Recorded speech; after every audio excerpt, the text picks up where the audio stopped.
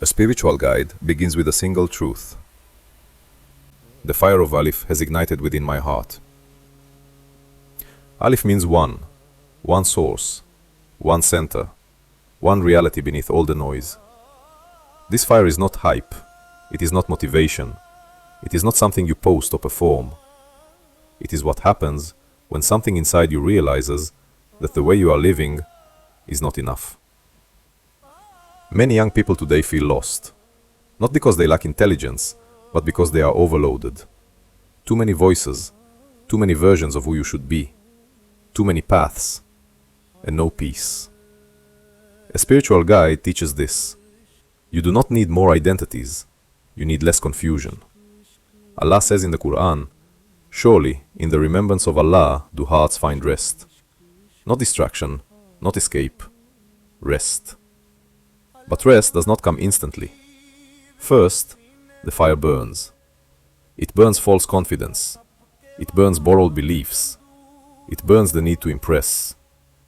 And that can feel frightening, because when the ego is loud, the heart is exhausted. But when the heart becomes quiet, something deeper begins to speak. Allah says, He brings the living out of the dead, meaning clarity out of numbness, purpose out of confusion. A spiritual guide speaks openly about pain, because growth is not aesthetic. There is loneliness, there is questioning. There is a moment where the image you had of yourself can no longer survive. That is not failure, that is honesty. Allah reassures us. Allah does not burden a soul beyond what it can bear. What feels like breaking is often opening. When the mirror shatters, it is not your worth that disappears. It is the illusion. Allah says, everything will perish except His face. What remains is not emptiness. It is direction. This path does not ask you to quit the world. It asks you to stop being controlled by it. It does not kill ambition. It purifies intention.